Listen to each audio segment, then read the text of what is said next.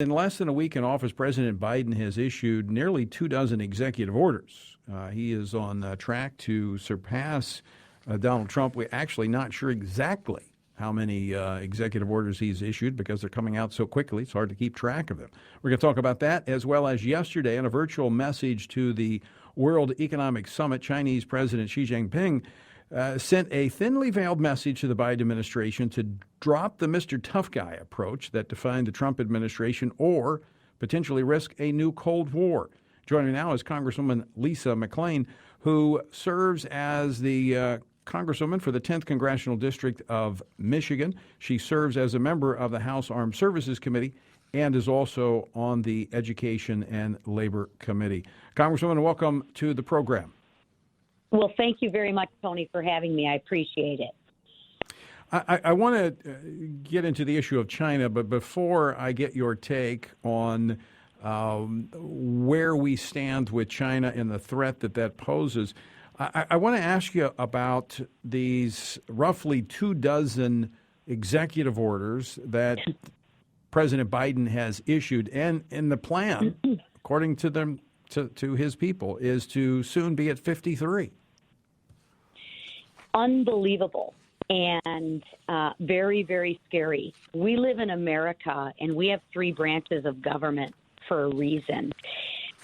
President Biden needs to work with Congress if he really and truly means what he says about uniting the country and healing and working together. Stop with the executive orders and let's use the process and the systems of government that we've had in place for over 200 years. It's just not the way to govern, and it's definitely not the way to lead, and definitely not the way to unite the country.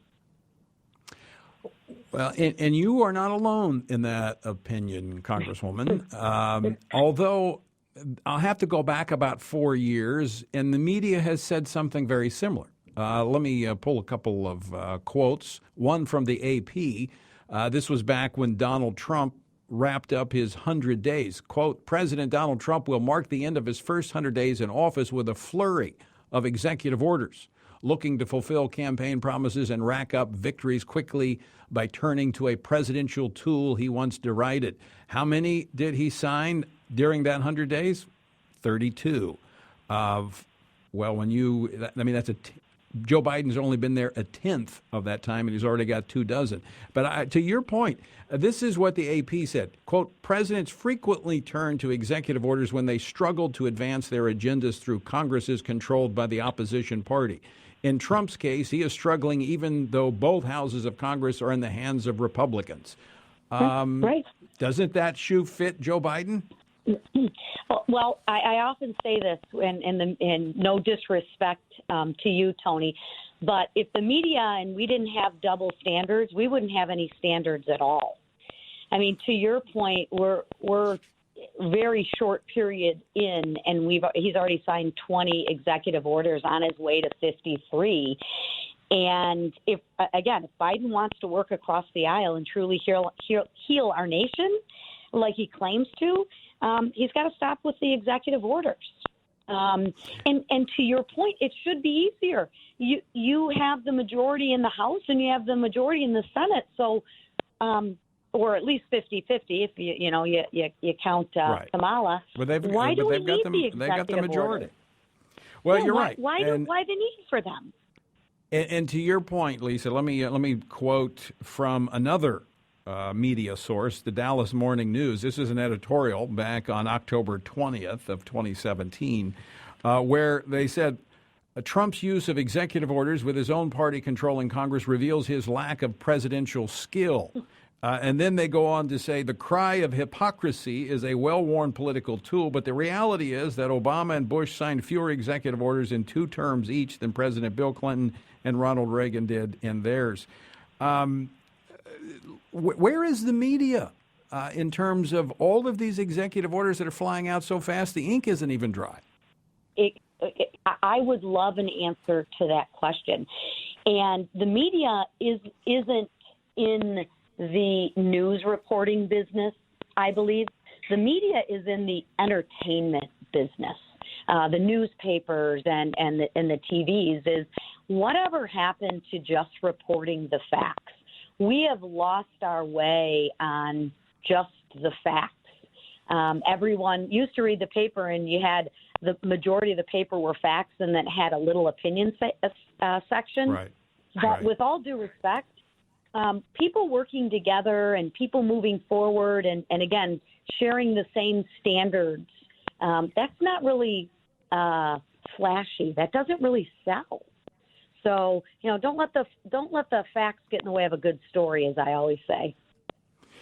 You are absolutely right. Media has become entertainment. I years ago was actually a reporter before I got into politics, and that was a day when people basically kept their own opinions separate from their reporting, and they, it still came through, but it was not as blatant as it is today. And speaking of facts, I found it interesting that the Washington Post, dropping its fact-checking effort. They fact-checked everything Donald Trump said, but they say Joe Biden doesn't need it. He doesn't need to be fact-checked. So clearly, to your point, double standard, and I like that. If there weren't a double standard, there would be no standard at all for the media today. And so I just want people to know that double standard exists. It is the media just very conveniently forgets the headlines that they wrote 4 years ago when it comes to a host of issues, but I wanted to point that out. I want to move on to an issue that I know you are passionate about, but one that I think may get lost in a lot of the headlines, and that is China sending a message yesterday to the Biden administration, hey, drop the Mr. Tough Guy or else you could be facing a new Cold War. Are we in a more precarious situation with China under a Biden administration than we were in the last 4 years? Yes. And I say this because I believe it's very interesting that China would say that right now. I mean, Biden's been in office for how many days? And they're already starting with the threats. That's very, very concerning, and America should be very concerned about that, is we cannot negotiate. We are America. You don't threaten us. And I think that's the leadership that came through that we need to continue to have is leadership. And we're not intimidated by threats. We can't be intimidated by threats, because if we cave into the threats, they won't stop coming. We will just continue to get more and more threats. We need to stand up as Americans and as the President of the United States, continue to keep America first and fight for us and our country. And the way to do that is not by threatening the relationship and not by threatening us. Donald Trump had what I thought was a pretty straightforward policy, America first. And it worked. That does not appear. It did work. It absolutely did work. You look at anywhere from energy, where we became not only energy independent, but in a 4-year period, we became an exporter of oil. And now with the cancellation of the Keystone Pipeline, we have a freeze and a moratorium on drilling. I mean, we're going to become energy dependent again, which is a national security issue, which China is vying around the world to get oil. I wouldn't be surprised if they're, somehow drilling just offshore of the United States to get some of this oil. Well, let me say that in my belief, and this is why I'm very excited of being on the committee that I'm on, is China is one of the top foreign threats I believe facing this country.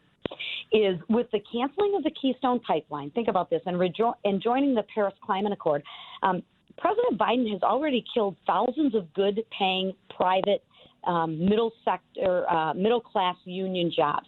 What is next? And the issue with China is, with the Paris Accord, we're not playing by the same rules. President Biden wants us to enter into this China Accord right now, where China can enter into it in a couple years. Listen, we have to have a fair and level playing field, or we're going to continue to lose more jobs and more jobs to China. I mean, think of this: is the foreign investment that used to come into America is down 50% because we've been closed. China's foreign investment is up. That should be very, very concerning to us. We've got to reopen. We got to open all aspects of our economy immediately. And that is something that crosses the political divide with Americans. They want to see more manufacturing here in the United States. They want to see the creation of more jobs. Congresswoman Lisa McClain, thanks so much for joining us today.